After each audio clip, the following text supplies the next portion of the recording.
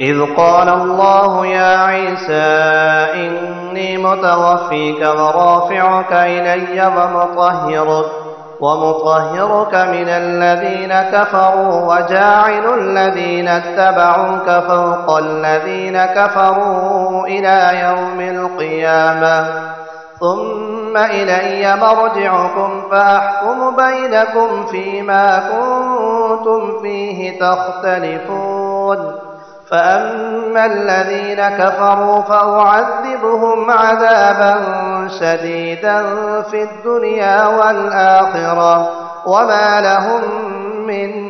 ناصرين وأما الذين آمنوا وعملوا الصالحات فيوفيهم أجورهم والله لا يحب الظالمين ذلك نتلوه عليك من الآيات والذكر الحكيم إن مثل عيسى عند الله كمثل آدم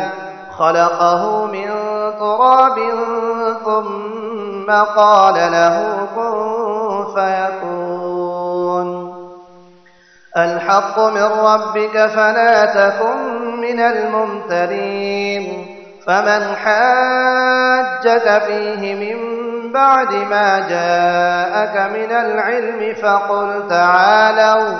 فقل تعالوا ندع أبناءنا وأبناءكم ونساءنا ونساءكم وأنفسنا وأنفسكم ثم نبتهل فنجعل لعنة الله على الكاذبين إن هذا لهو القصص الحق وما من إله إلا الله وإن الله لهو العزيز الحكيم فإن تولوا فإن الله عليم بالمفسدين قل يا أهل الكتاب تعالوا إلى كلمة سواء بيننا وبينكم ألا نعبد إلا الله ولا نشرك به شيئا ولا يتخذ بعضنا بعضا أربابا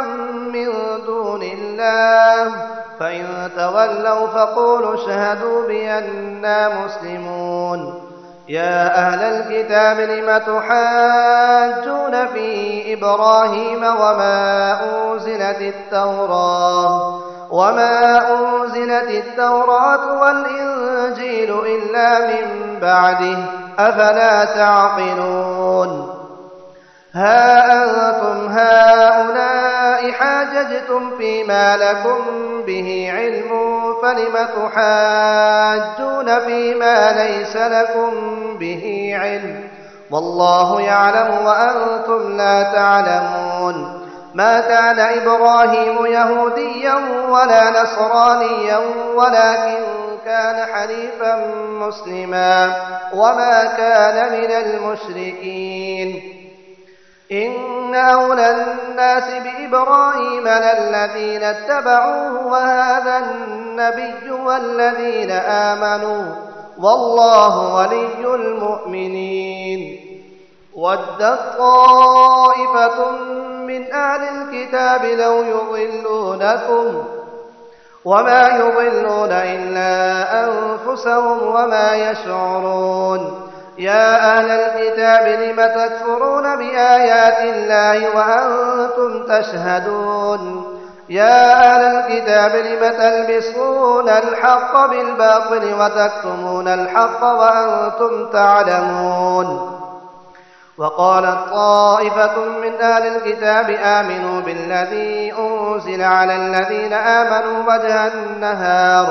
وجه النهار واكفروا آخره لعلهم يرجعون ولا تؤمنوا إلا لمن تبع دينكم قل إن الهدى هدى الله أن يؤتى أحد مثل ما أوتيتم أو يحاجوكم عند ربكم قل إن الفضل بيد الله يؤتيه من يشاء والله واسع عليم